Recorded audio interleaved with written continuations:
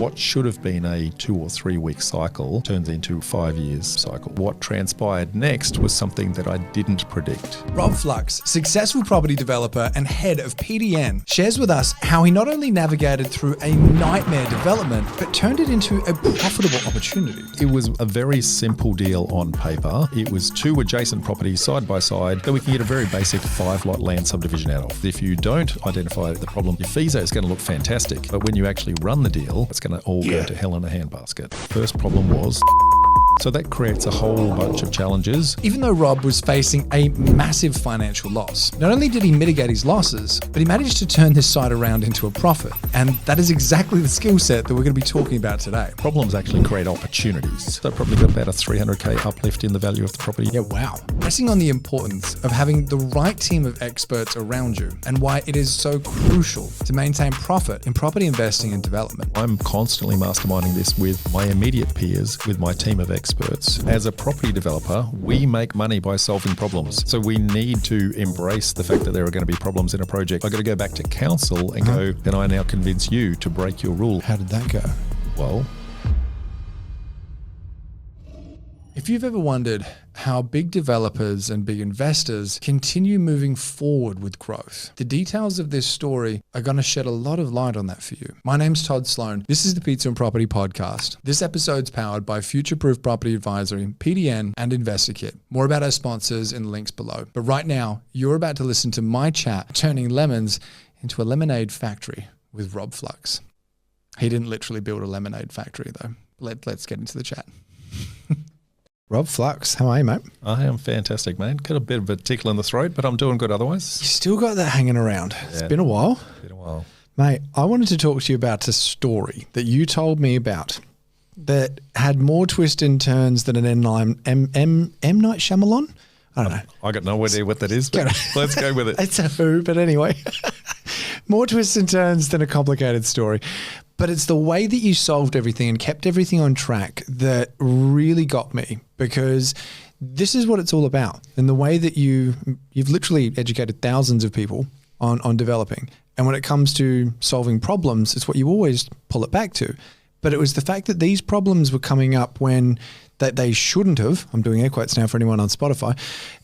But again, it's the methods that you kept jumping into to solve them. Is there anything you wanted to kind of set the stage with before we jump into this one, mate? Absolutely. And now as a property developer, we make money by solving problems. So we need to embrace the fact that there are going to be problems in a project. Don't be afraid of them. The key is to identify them up front in your feasibility and not discover them along the way. So because if you don't identify it in your initial site analysis and what the problem's going to be, your FISA is going to look fantastic. But when you actually run the deal, that's where it's going to all go to hell in a handbasket. This is what got me about this story though, is there were ones like problems that came up even for yourself, even with your skill level, that after the feasibility. And it's about how to solve those ones that I found quite interesting. Well, and again, it's about having contingency. Mm-hmm. So firstly, you've got contingency built into the deal, and then you've also got the profit. So if you still erode some of your profit and you walk away in the black, it's still a good day when you're having a profitable deal come out the other side. So the key is, have you got the skill set to actually execute and solve the problems? Can you see them? Can you execute on them? All right, and so we can actually set the stage. Can you tell us about the deal itself? How did it look and how should it have gone? Well, it was a very simple deal on paper. With a lot of people know that I teach low and no money down deals. It was 2 adjacent properties side by side that we can get a very basic 5-lot land subdivision out of. So simple, easy to do deal. And both properties side by side, we did a low and no money down strategy on and executed that to our advantage, which allowed me to then run that project with very minimal cash in upfront. Then as we went through the process, we had a couple of hiccups that happened along the way. But effectively, that's the deal in a nutshell. Okay, so it's essentially a 2 into 5. 2 into 5. 2 into 5. Okay, and there was healthy profit at the beginning. Healthy it wasn't profit, not a slim margin or anything like that. No, so we identified all the potential challenges up front, and in doing so, we got due diligence phases all put in, got all of our due diligence checks signed off, got all the way through and got a development approval, that's when the fun began. Can you tell me about the initial problems that you picked up? Were they were all like pretty simple ones, and you like anything crazy or? Well, everyone's heard the concept of you want to have a block that slopes towards the road. Well, first problem was this one sloped away from the road. So that creates a whole bunch of challenges because gravity only works one way. And so if you need to flush the toilet, you need to know where the toilet's going to be, where the sewer line's going to be, and it needs to be downhill. So is that sewer line in your property or is it in the adjacent neighbour's property? Equally, we need to solve similar sorts of problems with stormwater. So when we actually identify the issues, we can see, well, are we looking for the services towards the rear of the property? Now, for the stormwater solution, it was outside of our property and it was in a state government controlled road reserve. And so we knew we had to engage the state government in order to do that. So we factored in a whole bunch of holding costs up front because dealing with state government takes a little bit of a while. Makes sense. Now, from a sewer perspective, that was in the middle of the block. So one half of the block was easily served, but the second half was not. Now, what most people don't know, and this is where I'm going to start to go and draw. So anyone who's on Spotify. If you're on Spotify or iTunes, I'm sure Rob's going to be describing what he's drawing, but if you're watching along on YouTube, well, you're in for a treat. You're going to be able to see it. You're in for a treat. So firstly, I'm just going to say this is the road at this end here. And so the property slopes down and this is the rear of the property, the back fence. Yep. Now, it was not as exaggerated as a slope that I've actually put in here, but the sewer line was somewhere in the middle. Okay. Which means that if I'm putting a house at the top, then it's really easy for the sewer to go downhill and actually get to that. Okay, so that's initial due diligence checks basically came up, we should be fine, we're building at the front, sewer line's in the middle, we're yes, good? But because I'm doing 1 to 5, I also wanted to put houses at the back. Gotcha. Now, in this instance, how do you push, excuse the French, how do you push it uphill, right? And the answer is, and this is where a lot of people don't know, if the sewer line is deep enough, then you can actually go downhill. Okay. So you're basically just drilling into the ground as long as it's at a depth that gives you a slope. Correct. Now, I've had instances with projects in the past where the sewer line was 3 meters deep. Yeah, right. That's a long way. And you've got an excavator trying to dig into that. So we weren't sure. We went to our civil engineer. They went, yep, it's deep enough. Giddy up. Was that the word they used? No, it wasn't giddy up. All right, but they're saying, look, you're good, it's deep enough, and so you've done your checks. Yeah, correct. Now, our stormwater solution was out here, and that was in the road reserve. So we knew that, hey, we had solutions to the problems that we wanted to solve. And because of that, we knew that the earthworks that we needed to do on the site was going to be relatively low. The costs were going to be relatively low. It's a pretty easy deal to actually execute from a time perspective. So it's kind of a cookie cutter type deal is kind of how we assessed it. Okay. Now, what actually happened? Oh, many, many, many things. What I'd love to do is firstly talk about some of the problems actually create opportunities. So while this was our deal assessment, actually negotiating the deal is in itself a problem that needs to be solved. So I want to just, for a moment, ignore our site analysis and go, how do we actually get into the deal? Because a lot of people out there know that we talk about low and no money down deals, but when you identify the issues and challenges, you create the opportunity to actually solve that. Okay, so you're talking about how did you actually bring these two next door neighbours together to go, we both want to sell at the same time? Well, it's not just the selling at the same time. It's how we negotiated the terms of the deal. So at that point in time, I had some cash that was tied up in another deal. Yep. And I had limited cash available to me that was liquid at that moment in time. So I needed a creative acquisition strategy. So the problem I needed to solve over and above the deal was how I structure the deal. Okay. So now on previous episodes, we've actually talked about some of the 4 needs that we need to solve in order to understand whether or not we can apply a low or no money down deal. So time, what does the vendors need for time?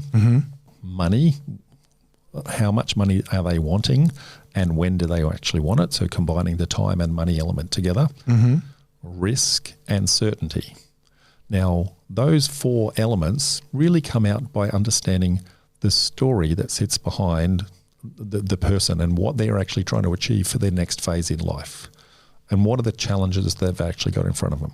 Now, for the property that sat on the left-hand side, he had one set of problems, and the property that sat on the right-hand side, he had a different set of problems.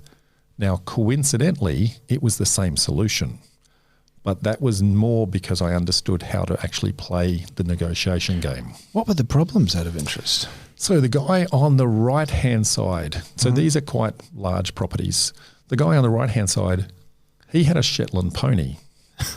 As you do. He had a Shetland pony. In the backyard? In the backyard. Okay. It was their pet. All right. And the problem that they had is they hadn't yet found the next place to buy, and they needed time to find the perfect property that they could have their Shetland pony live. So time was super important to them. They wanted certainty to know how much money they had to spend, but they needed the flexibility of the time to then go and find somewhere. And they'd been looking for quite some time at that point in time, and so they weren't wanting a short amount of time. They wanted a long period of time. They actually wanted a 12-month type settlement. Okay. So I air quotes, I reluctantly said, sure, I can wait 12 months to settle, because I know that that's going to save me 12 months of interest, 12 months of land tax, 12 months of rates. Open that up a little bit. So you say you reluctantly said it. Oh, well, that was sarcasm. Oh, no. So I was actually going to say, like, did you almost do that as a bit of a negotiation? Like, yeah, I guess I can do this for you, even though you were like secretly jumping for joy? Or are you upfront about it? Like, no, this helps me just as much. No, I'm upfront about it. This helps me just as much. Okay. And I gave them, I guess, something extra for the privilege of waiting, because it actually has some genuine savings to me. Yeah. So I guess at the time that we're recording this, interest rates are about 6.5%. So if I gave 12 months worth of holding costs, on $1 million purchase, that's $65,000 worth of interest I've saved. I could give that straight back to them and go, well, my profits hasn't changed at all. So if I paid today, I'd have to pay that $65K. If I pay in 12 months' time, why don't I just give it to him and give him a benefit? Now, equally, I don't have land tax to pay in that time because I don't actually own it yet. And equally, I don't have rates, so I don't actually own it. So I've actually got quite a bit of fat in the deal just from holding cost savings. And so are you purposely being more generous with what you can do in the deal for the vendor? So to make it like this is a no-brainer, of course, we'll say yes to Rob? That's a case-by-case circumstance, and you just let the cards play out. Now, I know how to, I guess, steer the conversation. Yep. Now, in this instance, it was the bonus that actually got them across the line. They were wanting to move. They weren't. They needed the time. It had actually become a little bit hard for them because trying to find somewhere for the Shetland pony to go. It was the wife's pet. The husband was kind of, well, we've been looking for properties for ages. So by me offering the bonus and the time at the same time, it got them both across the line. Did you ever say like, oh, have you found anything? And they're like, no, we haven't yet. No, that did not occur. No. Okay. I had to ask. And on the left-hand side, I'm assuming there's no ponies there. No ponies. But you said it was also a 12-month settle. Like it was the same answer. It was the same answer for a very, very, very different reason. Now, in this instance, the gentleman wanted to actually retire and become a grey nomad. Okay. And he had his heart set on a custom caravan that was going to be custom built just for him. And he didn't want to be kicked out and be homeless for 12 months while they built the caravan. But he needed the money from the sale of the property in order to build it. Now, the slight twist that he needed was he needed a $50,000 deposit for them to start the construction of the caravan. And he obviously didn't have that money. He didn't have the $50,000 deposit. So for him, not only did he want time, but he needed a portion of cash early. And that portion of cash early, instead of me putting the money into a trust account and it's sitting there, I have offered to release that money early in order to allow him to have access to it, which was then the kicker that him then got the deal across the line. What security do you have in that stage then? It's basically the contract. The contract. In this instance, it's a very simple contract. There's nothing complicated. It's a standard contract that I did this particular deal in Queensland, so an REIQ contract, but REIV, REO, NSW, that sort of thing. And it's just a standard contract that says delayed settlement with early access, the ability for me to actually commence the works in order to start the process. Okay. So you're not giving 50 grand in any kind of good faith or anything. It's like you're doing. I've got an unconditional contract because I am going to be buying the property. Okay. So you're pretty de-risked. He can't get out of it. Yep. It's already left my pocket. It's sitting in a trust account. It's not doing me any good. As a matter of fact, it actually helped me because I didn't have to put all of the deposit in to sit in a trust account because he only needed the 50K. So he was happy for me to come up with a smaller deposit in this particular instance, so long as I released it early. Gotcha. Okay. So from 0 to 12 months, what's happening for you to go, I'm going to make the most of this no money down side of thing? Well, actually, it's not no money down. You put money down, but it's low money down. Low, yeah. So it's low or no, but in this instance, low. Mm-hmm. So I'm using that time to my advantage to get all the development approvals. And by doing so, I get an uplift in the value of the property, what is called soft equity. Plus I allow time for my other project to finish where I know my cash is coming back to me, which then allows me to afford to buy the property at that 12-month mark. How long is it taking to get that soft equity uplift? We're doing 6 months, 12 months, the full lot? To get the development approval. Now that's going to change council to council depending upon the deal you're actually trying to do. In this instance, we got the development approval in about 6 months. 6 months. Okay. So within 6 months' time, and what kind of equity uplift are we talking? In that particular instance, I probably got about a 300K uplift in the value of the property just based on that. So at this stage, in 6 months' time, you could have actually just gone like, I could have sold it as a DA approved site, having never owned it, and made 300K profit. Okay. All right. And obviously you didn't though. You kept going. No, I kept going. Yep. So I got development approval in place. From the story you're about to tell, do you wish you had have now? Yeah. And look, in hindsight, I talk about highest and best use being the most amount of money and the least amount of hassle with the least amount of time. In that instance, exiting at that point of time would have been exactly that, because what transpired next was something that I didn't predict. Okay, is this where we get all M. Night Shyamalan-y? I don't even know what that means, but it sounds deep and dark. Well, I got a development approval in place. I've then gone to get the engineering level drawings in order to then get construction for this to occur. And so this is all around like 6 months? Well, by this time it's probably 7, 8 months, but you go get the civil engineer to do the detailed drawing. Yep. And at that point, the civil engineer gives me a phone call, and at this point it's just coming into December. You know that development approval that we got? Yeah. Unfortunately, we can't construct it. We made a boo-boo when we did your due diligence. A boo-boo? Yeah, well, he didn't use those words, but yes. So for those of you who are looking online, I'm about to erase where I said that sewer line was going to be very, very deep. It was not very deep at all. Okay. Which means that the back half of the property was not able to service for the sewer. Okay, so my understanding of this is when you put pumps in, or what's the option? Well, pumps are a solution in some circumstances, but not in others. And so this is important for anyone who's kind of learning the process.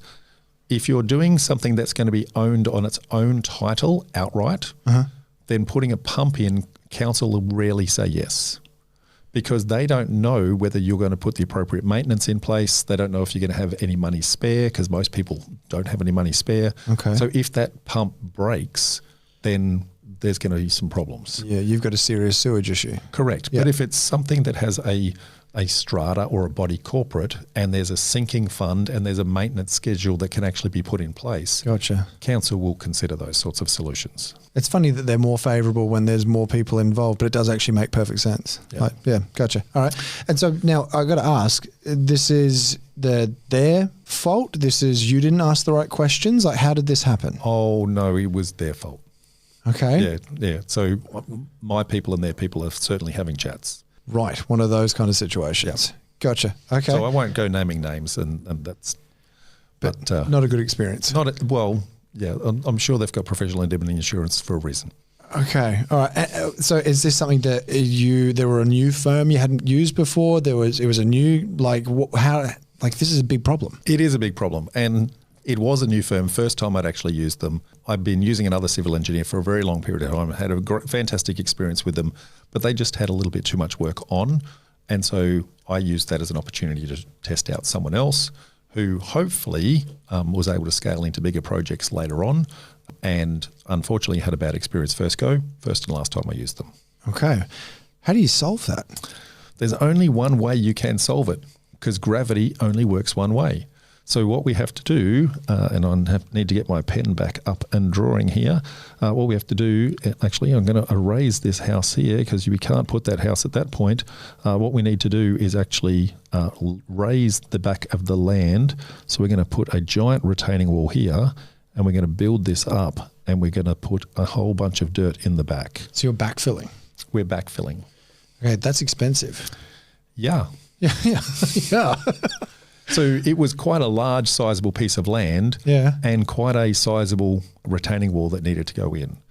So as a matter of fact, it was a 2 metre high retaining wall. That's huge, because they're normally as high as they are deep, aren't they? Not quite, but I'm not the engineer, but yes. Okay. It depends on how they've actually done their footings. Lots of different ways of doing the footings. Right. Okay. Yep. So so we had to do a whole bunch of backfill in order to do that, so that we can then put our house on top. Okay. And obviously at this stage, the deal is still stacking up, or is this, you're looking at it going, we're just committed, the profit might be gone, but we have to see this through? Well, at this point, remember, we're very close to the point of settlement, and we don't yet have the numbers with regards to what's that finished cost going to actually be. Yeah. And so we did the assessment of it, and it was within, I guess, the profitability margin to say, look, whilst it's not ideal, I'm happy to go forward on this, but it was going to be a skinny deal at that point in time. But how it was skinny? What are we talking percentage-wise? What did it fall to? probably somewhere in the 7 to 8% mark. Okay, so like just enough for you to go, let's do it. Yeah, and where the deal is that skinny, the opportunity to flick that onto someone else for a profit and have them run the deal, they're not going to pick up the deal. Okay. So if I wanted to sell it when we just got the approval and the problem hadn't been identified, we could have got rid of it easily. But literally 2 months later, when the problem was identified, then at that point in time, you have to disclose that to any incoming purchaser. Of course. So now the deal doesn't look as attractive, so it's not going to be that saleable. So the only solution to that is to push through. My question, how much did you invest into the DA side of things? Like, what would you have been walking away from if you went, no, we're just not going to settle now? Well, it's not as simple as that, because from a DA perspective, there was probably about $60,000 into the DA. But it's also because you were unconditional on the contract. We were unconditional, which means that we couldn't walk away from the deal. Right. Okay. And so 60 grand was invested into the DA, plus even if you did, you would have lost your deposits. And then there's the whole like, they can potentially sue you for the difference if they can't sell it for the same price or more. So basically you were going forward with it. We had to go forward, and there was still profit to go forward. So anytime you have a problem that happens and you still walk away with a profit, it's still a very good day. So I'm not concerned at this point in time. Was there a little bit of you though thinking like, what if another problem comes up? Like, is that 7% just going to like evaporate, or are you like, no, all the other due diligence was done so well, I'm confident we can still smash through? Alert but not alarmed is probably how I would say that. So yes, I was aware that there was going to be some knock-on effects, and those knock-on effects we didn't have the detail on, but that was where I factored in why it was only going to be 7%. So when I reveal the remaining problems that are actually going to start to come through, I'd factored those into that 7% number. Okay, so we're at month 12. You've settled. You've got now a 7% profit margin. You know that there's some problems, or you know there is a problem that you couldn't have foreseen. You got bad professional advice. You're now, like you said, your people and their people are talking. But you're in the deal. If we rewind back to when this all took place, you're now moving through the motions going, all right, we have to keep forward. 7% is still a profit. How does it keep unfolding from there? Well, another opportunity presented itself. So our gentleman with the caravan, we were approaching COVID at this point in time. His caravan wasn't ready. Okay. So he came and requested, can I please have another 6 months? And we went, sure, but we're not going to give you any more for it. So we bought ourselves 6 months worth of savings in holding costs, which then allowed us to claw a little bit more back into the deal. But did you have to convince the pony people though as well? No, they at that point they had already found the property that they wanted to move on to. And so you settled on that one? So we settled on that one. Right. Yeah. Okay. All right. So, but you basically solved half of your holding costs. Correct. For 6 months. Correct. Okay. Cool. So we're always looking for opportunities like that. A deal is never over until the actual cash is in the bank. So you're always trying to go, how do I actually, I guess like a sliding tiles game, you want to move that little hole around different places until you've got the fully formed picture. And how many months after the 12-month mark was that? At this point, we're probably in, I'm going to say, because we had to wait for the proposed design to come through and the implications of that, then start to escalate. It's probably, we're at the 12-month mark, we've settled on one property. Now we've got the first round of detailed drawings come back, remembering that this is not the original small scope, but now it's a much larger scope. So it's taken them a little while to come back, and we had some back and forths on that. But it's the knock-on effects of that detailed design that I'm going to play out for you now. And so if I go back to my little drawing, what I didn't draw on here before was what was behind my property. So there was a bicycle track that sat there, and then there was an acoustic wall that sat here, and then there was a main road. So this is at the rear of the property. Yeah. So there was a main road that sat behind us, which was, again, state government referral agency that actually owned that. Now, the knock-on effect that we identified was when we put that retaining wall up, the acoustic fence now was no longer acoustically protecting the property. And so there was a knock-on effect, meaning that we had to actually add an acoustic fence to the back of the property in order to acoustically protect the rear. So how high up are you going now? So we've got a 2 metre high retaining wall and a 2.7 metre high acoustic fence. 2 metre on top of? On top of. So a 4.7 metre. 4.7 metre. So this thing starts to look like a prison camp with razor wire and gun turrets and all that sort of thing if you're on the outside of the property. Yeah, If you're on the inside of the property, you're at surface level. The retaining wall, I guess, allows you to put dirt. You're only looking at the 2.7 metre fence. So it doesn't look as bad. Okay. But aesthetically, 2.7 is still not a big fence. It's a big fence. Yeah. Okay. So naturally, you're looking at this thinking, this is going to have a knock-on effect to my resale value. Correct. Okay. So are you accepting this or are you solving this? How does this unfold? Well, there's more knock-on effects. So Okay. I want to map out all the knock-on effects that everyone out there, if you're a first-time developer, I want to show you that when you pull a piece of string, the entire string ball moves. Okay. Yeah. I like your analogies, Rob. Thank you, mate. So I'm going to do a new drawing and I'm going to look at the exact same property, but I'm going to look at it side on. So I'm going to imagine that I kind of slice it in half. Okay. So if I imagine I've got neighbour on the right, then I've got a big retaining wall, then I've got my property, and then I've got my neighbour on the left. So the two neighbours on either side are looking at this 2 metre high retaining wall that's sitting there in front of them. But they're happy about that? Well, council has some rules that says you're not allowed to do that. Oh, okay. Because that creates a little bit of not a little bit, quite a lot of an overshadowing effect. They feel like they're actually built in. So council forces you to actually only have a 1 metre high retaining wall, then come in 1 metre, and then another 1 metre high retaining wall. And you do the same on both sides, and then this piece of usable land is no longer usable. Okay, so I feel like we've just solved one problem and created another. Correct. Okay. So now we've looked at it from a side-on perspective. Now I'm going to look at it from a top-down perspective. So if I look at this property, I guess all the way, from side to side, I've effectively lost a huge amount of land around the perimeter of the property. So, and we're talking like tens of square meters, yeah? Hundreds of square meters. Hundreds of square meters. Hundreds right. of square Okay. meters. So that at that point, one, becomes commercially unviable if that's actually the case. Yep. And two, it actually creates a danger because now I've got a 1 meter drop that anyone who's actually on that could step over that, walking out in the backyard in the middle of the night and that sort of thing. It's not a good solution. No, not at all. And so the antidote to that is to go back to this sideways drawing and see if we can convince the neighbour that they will allow a 2 metre high retaining wall. Okay.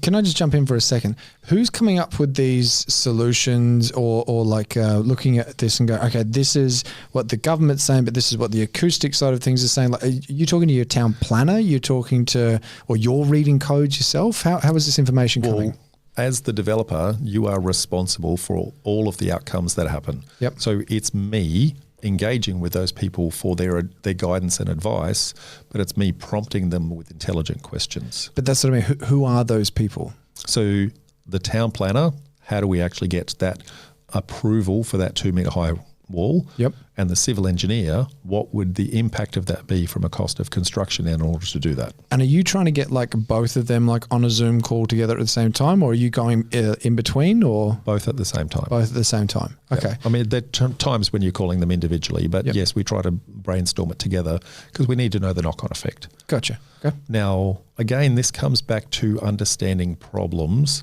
but it's also about understanding people. This is very much a people game. Property is what we're trading, but it's people that we're dealing with every day.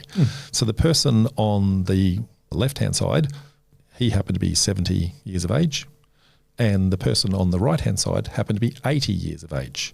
And so in order for me to have the conversations about, hey, I'd like to put this 2 metre high retaining wall there, that took a lot of people power, a lot of cups of tea, a lot of sitting there for 2 or 3 hours listening to war stories of all sorts of things that happened in the previous 70 and 80 years of their life to get to know them, to understand how do I position the solution to them. So if we think back to how I acquired it, I solved a problem for the people with the pony and the caravan. I need to know what's the problem I'm going to solve for these people in order to convince them that they need a 2 metre high retaining wall. So you're really like you're going deep on the personal connection side of things to really pull this together, and you're chatting with the neighbors, getting to know them so you can understand how am I actually going to solve this in a way that they're going to be happy so they jump on board. Absolutely. Okay. You get any good war stories? Well, I got lots of good war stories and I won't go into a lot of them, but the poor gentleman next door, one of the things that happened to him, he loves his cars, so he's always tinkering on cars and that sort of thing. But during this whole process, he accidentally, remember this is sloping towards the back of the property, he forgot to put a chock behind the wheel and didn't have the handbrake on. One of his project cars actually ran over him. So Jesus, nobody in it, just gravity. Okay. So I was delicate, let's just say, with some of my negotiations. Yeah, I bet. Okay. And how long did it take to actually get to a point where they're like, all right, I trust this guy, I'll work with him, let's come to a solution? Look, that took a series of meetings over about a 2-month period in order to get that across the line. And the solution to this was to understand they are getting to a point where they're going to move on in life pretty soon. And they've got to look at what are they going to do with the asset, and it's likely going to sell down to their kids, and they want to make sure that they are providing the most amount of value to their kids at that point in time. Now, by understanding that, the problem that I had with the sewer in the backyard was also going to be the same problem that they had in their backyard. And so if they wanted to sell it to a developer in order to get the most amount of profit, the step-in approach would mean that they would also need a step-in approach, which means that was going to break their property and devalue their property.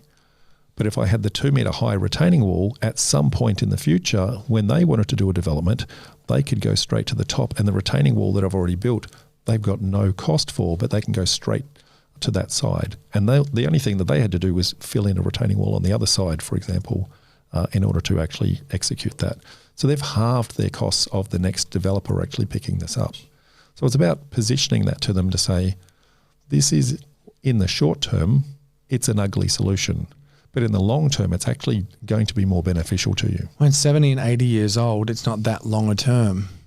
Like it's not like it's a 25-year-old couple that's just moved in planning to live there for the next 30 years. Like you said, these guys are going to be probably selling down and downsizing soon. At some point. Yeah. Otherwise, if they didn't do that, as I said, they would have had to do that same step in and they would have lost that land, and they would have had to do the same step in and they would have lost that bit of land. So they would have had the same problem as me. Talk me through problem solving that. Because I'm picturing you like just staring at like a blank whiteboard. Like, are you got a team around you? Is there like a little a mastermind group that you kind of lean on? How does this come about? Well, I run a networking group where we run a masterminding session every single week, pretty much all the way around the country. So I'm constantly masterminding this with my immediate peers, with my team of experts, and also sometimes people that may not on the surface have as much experience, but it's the crazy questions that people ask that sometimes light that spark and go, oh, I didn't think of that. Yeah, I like that. It reminds me of Alexander Graham Bell. Apparently, this is years ago, obviously it was Alexander Graham Bell. He's dead. I remember hearing this story years ago, is what I meant to say. Apparently it was him and his right-hand man, and they're walking along and the kids are with him, and apparently one of the kids kept going, yapping on and on and on and on. And his right-hand man was like, shut up, like just basically telling the kid to be quiet. And Bell apparently told the guy off and said like, no, don't do this, because he's chiming in, solving our problem, because a child always looks at the world with an uncluttered mind. And sometimes you might actually get your solution from someone that might not be an expert in the field, but it's because they don't have the blinkers. Because they have the naive approach. Yes, exactly. And naive doesn't mean dumb, doesn't mean stupid. It means that they're looking at it with a fresh set of eyes. Yeah. And they're not tainted with their prior experience. Okay. So you've solved this problem. So you're now no longer doing the step in. You're no longer losing hundreds of square meters of land. The neighbors are now on side. Or not yet. It's not quite solved. Oh, okay. So now I've got a letter of support from both of those people. Okay. But I've only got two of my three boundaries solved. So if I go back to my original drawing, at the back, my third neighbour is the state government. So if I want to not have that step in on that rear boundary, I now need the state government to also approve. I'd imagine that wasn't the same amount of cups of tea. No cups of tea, no. They weren't as hospitable. No. Now, in this instance, it was actually relatively easy because there was this bicycle path here, and because there was already this huge acoustic fence, there was no visual impact to anything on the road, so they had no objection to what we're actually doing. All it did was add time to the process, and we knew that we would have a very likely outcome that was a yes, but we had to go through the process of actually applying to actually get that. What month are we roughly at now? 2 years in? Yeah, at this point, I'm going to get a little bit rubbery with my timelines. Okay. This is the longest deal I've ever run, just for the record. Okay. And what should have been one of the simplest and quickest deals, because at this point, we're deep into COVID. Yeah, okay. And so there's some external challenges going on the entire world is facing. The entire world is facing. And so all of the timelines of things that should have happened are just dragged out. And so what should have been a 2 or 3 week cycle turns into 4, 5, 6 month type cycles. Right. Okay. All right. So, but the good thing is you've got both the neighbours on side as far as the letters are concerned, or letter of intent, did you call it? Yep. Letter of support? Letter of support. Letter of support. The state government behind you is now on board? Letter of support. Letter of support. Now I've got 3 letters of support. I've got to go back to council and go, all my neighbours are happy. Can I now convince you to break your rule about 1 up, 1 in, 1 up? How did that go? Well, again, COVID, nobody to actually answer the calls, but eventually they didn't really have any ability to argue because I had the support of everybody. So they reluctantly said yes. So when you've got everyone else on board, talk me through that a little bit, because if they wanted to, could they still have been like, no, the rule's the rule? Correct. They could have done that. But the explanations that we had with those letters of support is that in the long term, this is actually to our benefit. And the argument that we put to council, again, we've got to solve their problem. Their problem is we don't have enough housing with housing shortages and those sorts of things. Now, at that point, the housing shortage that we've got right now wasn't as prominent, but you could see that it was on the way through. They needed to actually have more density actually starting to occur, this was going to stop that density from happening. So it was actually in their best interest to actually complete the project. So they have to take a view of the rules, and they also have to have a view of the impact on the community. In this instance, the impact on the community was nothing but positive. The neighbours were happy. Mm-hmm. We were able to create extra stock. And you've got to position it in a way to say, how do I solve the council's problem now? You got to be a real stubborn sort of person to still say no as the council when everyone's on board. Yeah, okay. And how are you actually presenting that? Is this, again, you go, does your town planner, you pay them to put all the documents together in a certain way so it's like exactly how they need to see it? Correct. Yep. So they go through a process called an RFI, request for information. Yep. And they will say, these are the issues and challenges we need you to solve or answer. And we put together a formal response that actually addresses that. Okay. So your RFI is submitted. It's during COVID. So this is something that I'm assuming normally takes weeks, but then it's gone for months, like you're saying? An RFI process will typically take kind of a 2-month turnaround. Oh, so you're in for a long wait anyway. Correct. Okay. And so by this stage, holding costs are obviously starting to set in. At this point, we've actually settled on both properties. Now we've actually got real costs.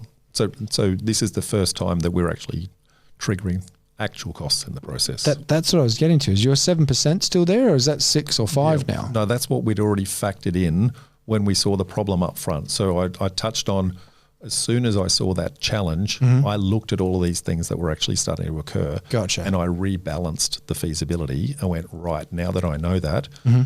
yes, I've got some problems to solve, but 7% is where I think it's going to land after I solve them. Okay. All right. So your RFI is approved? Yep. Is that how you'd say your RFI is approved? Or well, the RFI is responded to, and council has said yes. And then at that point, that's when we went, okay, that acoustic wall challenge mm-hmm. is now our next problem to solve. So now we've guaranteed that we've got the 2 metre high. Mm-hmm. The acoustic wall on top is now 2.7 metres high. So we had to get an acoustic engineer to actually assess how much traffic noise was actually being impacted on the site because it was now above that road network. Yeah, I forgot about that. Okay, so are you going all Cooper Pedy style now and just like building into the dirt? You can't do that. You can't do that. How did you end up solving it? The first thing to acknowledge is the impact of that acoustic wall on top of the retaining wall has a different perspective depending upon who you are. So if I am sitting in this bicycle network looking up, then that is quite a significant view. Mm-hmm. If I'm instead sitting as the neighbour going this way, then again, that's quite a significant view. Mm-hmm. But if I'm sitting on the property itself and I'm standing here, then I'm only doing 2.7.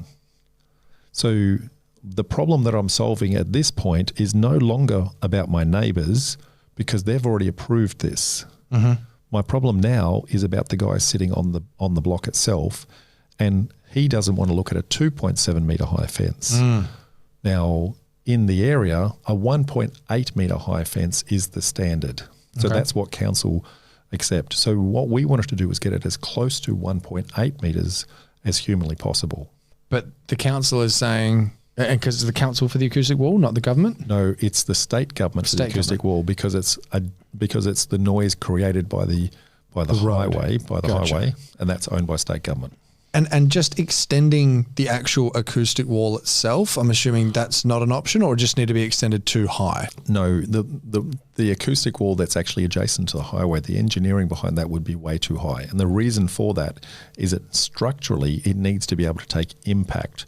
What happens if a car or a truck actually hits that wall? And because of that, the engineering that sits behind that is way different to one that's several metres back and sitting on top of a retaining wall. Yeah, that's definitely not the easier problem to solve. No. Okay, gotcha. And so your goal is to get the acoustic wall to 2-ish metres, 1.8 metres? 2.1 was the closest that we could actually get to actually having that occur. And how did you let them pass that? Or not how did you let them? How did they let you pass it? What do you have to do? We have to do an acoustic report to actually understand the decibel impact rating. If it's at the 2.7 metre, which meets their standard, versus the 2.1 metre, and what is the perceivable difference in the ear, the natural ear, to see whether or not anyone would notice the difference. Right. How do you get one of these reports done? You have to engage an acoustic engineer. And what they do is they put a meter that with a microphone on it that sits there, and for about 2 weeks just gathers noise. 2 weeks? 2 weeks. So you have to make sure that you're gathering all the noise from all the traffic at any one. So during peak hour, both peak hour in the morning, peak hour in the afternoon.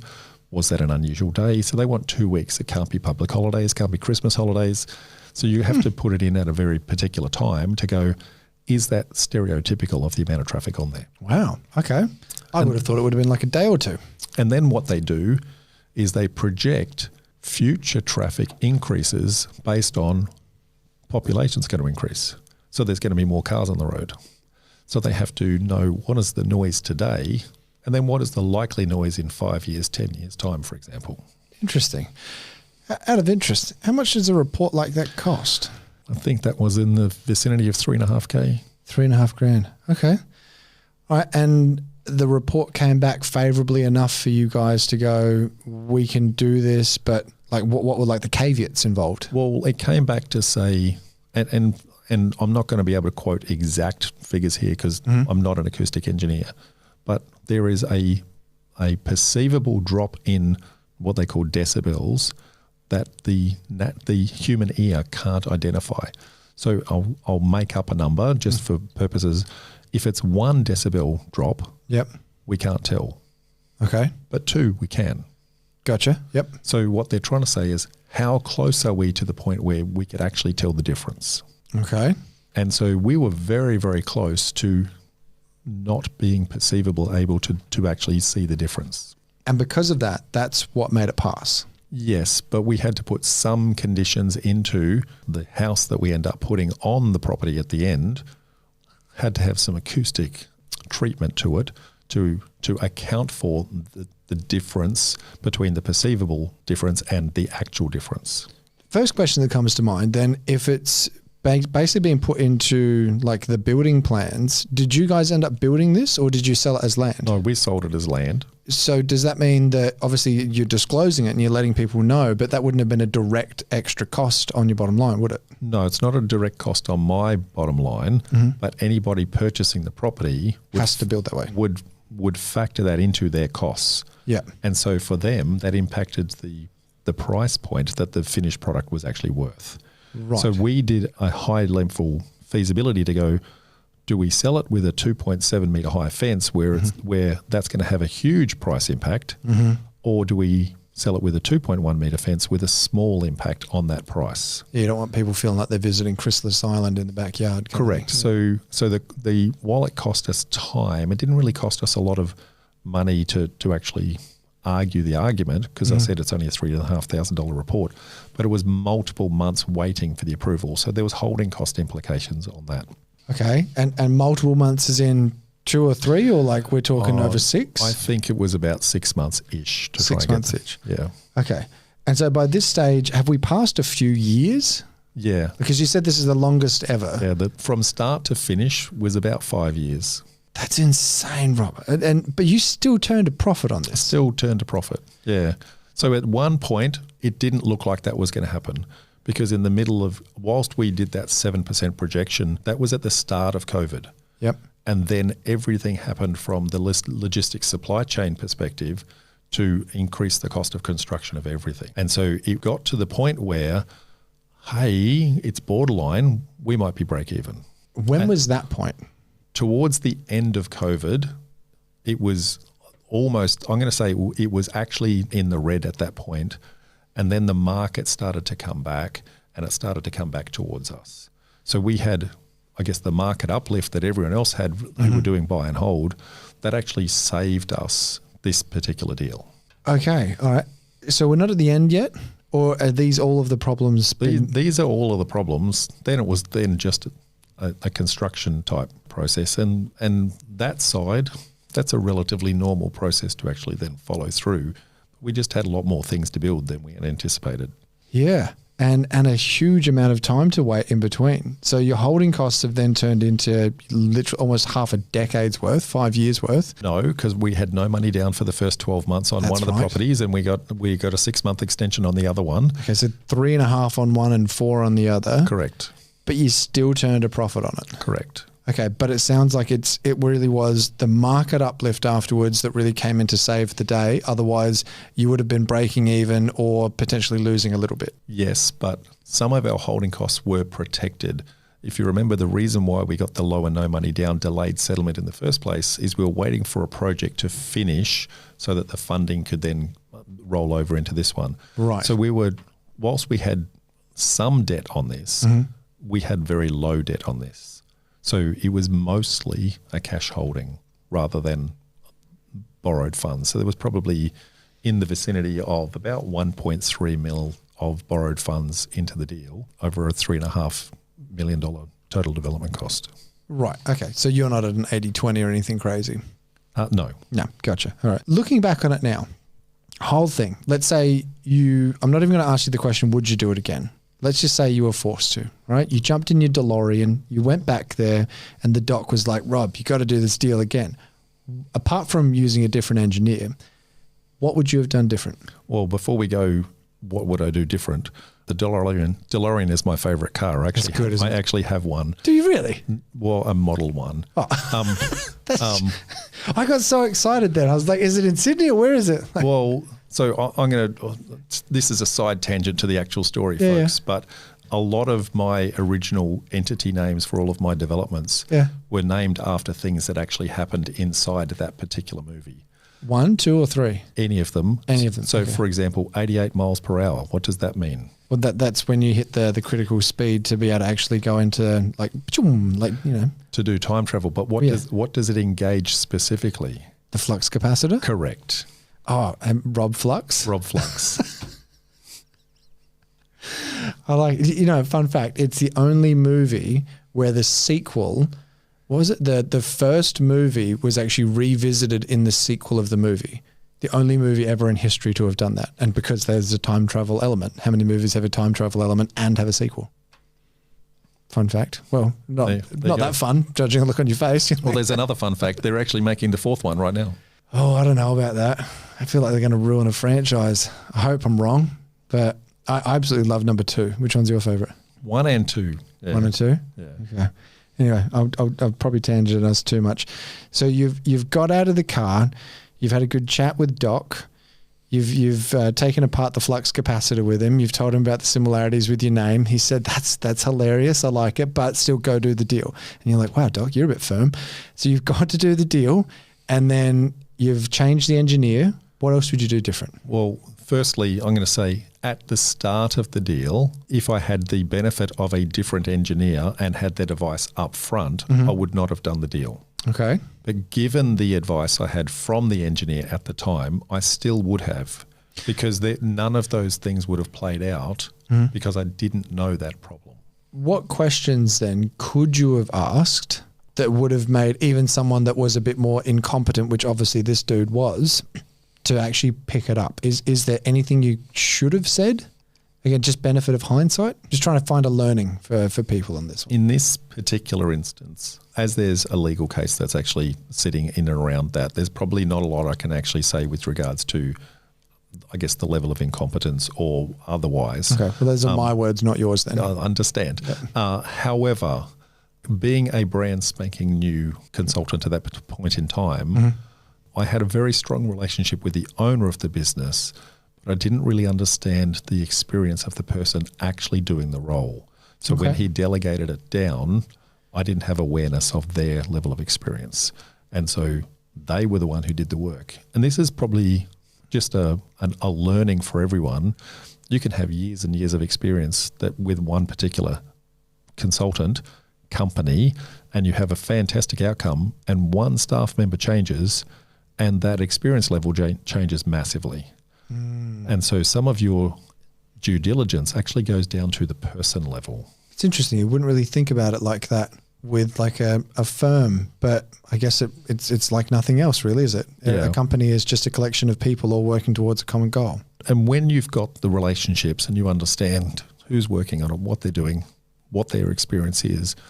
You know when you should be escalating the problem at a higher level or asking more intelligent questions. That was my one failing, is not knowing that one person. This is a deal at 5 years is huge, like nothing I've ever heard before. The fact that it starts with a Shetland pony and a caravan,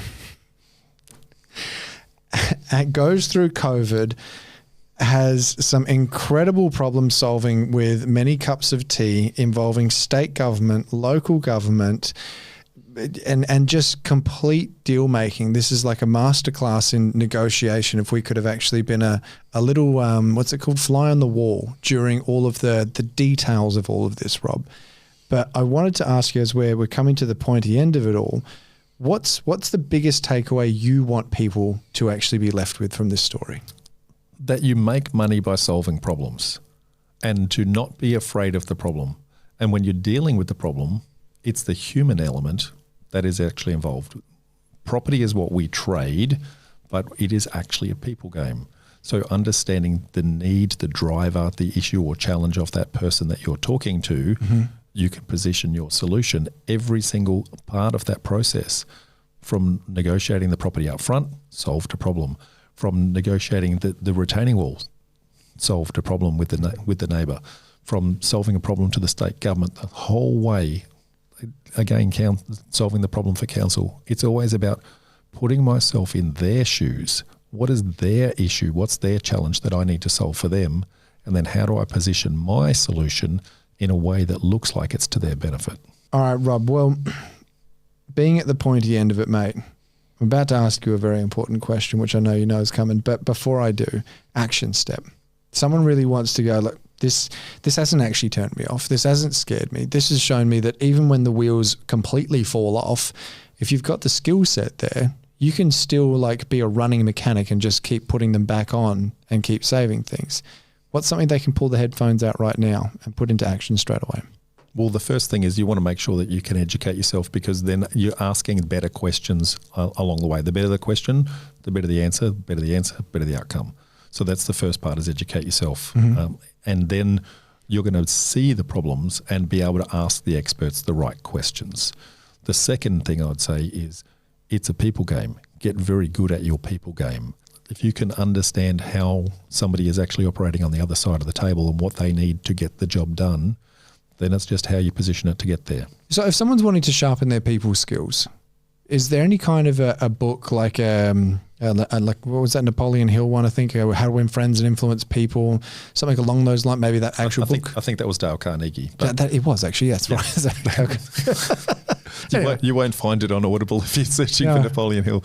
Yeah, absolutely. So look, there's a ton of books out there, and any of the self-help books in that genre is going to help. But the one that I really like the most is Chris Voss, Never Split the Difference. Good book. So Chris, for those of you who aren't aware who Chris is, he's an FBI negotiator who deals with hostage situations and bringing hostages out alive. And so it's all about how he has to build rapport with the other side, and sometimes saying no as opposed to always saying yes is the way to actually build rapport with someone, because you want to give them something that they can actually attach themselves to. So if you go into a negotiation and there's no friction at all, it seems too easy. So if you want $1 million for your property and I turn up and say, sure, I'll give you $1 million, then you go, oh, could I've got 1.2? I should have asked for more. Yeah. Right. But you've got to create the right amount of friction. So if I had have come in and went, oh, what about 900K? And then we fought and we had a tussle and we go back and forth and we land on $1 million, then you feel like you had a win. You feel like you beat me up. And because of that, you walk away satisfied and you don't have seller's remorse. So it's about finding the right amount of friction. So you don't want too much, but you can't have none. That's brilliant. I like that. And if you'd like to listen to me embarrass myself in front of Chris Voss, we had episode 100 with Chris. You won't find it on YouTube, but if you go back through iTunes and Spotify, I played 60 seconds or She Dies. She died. I was not as good at that game as I thought I would be, but the book, I can't recommend that high enough as well. 100% agree with you there, Rob. But mate, we've arrived at the most important question of the entire show. Rob Flux, I've asked you before, and I'm sure it won't be the last time I ask you. Today, what is your favourite pizza? Today, what is my favourite? Why not today? I'm going to go peri peri chicken. Peri peri chicken. You getting anywhere fancy?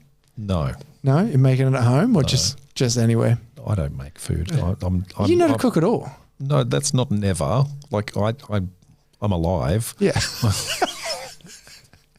Well, I'm just not good at it. Yeah. I maintain nourishment levels. Yes. Okay. All right. So peri peri chicken from somewhere. Yeah, I don't have a favourite pizza shop, but yeah, peri peri chicken.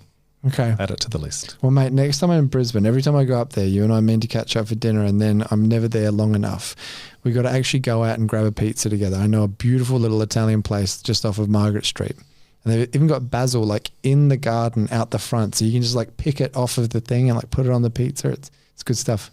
Yeah. I don't know if they do a peri peri chicken though, but you'll enjoy it. Done, mate. Yeah. Well, Rob Flux, as always, mate, thank you so much for joining us on the show. You're welcome, mate.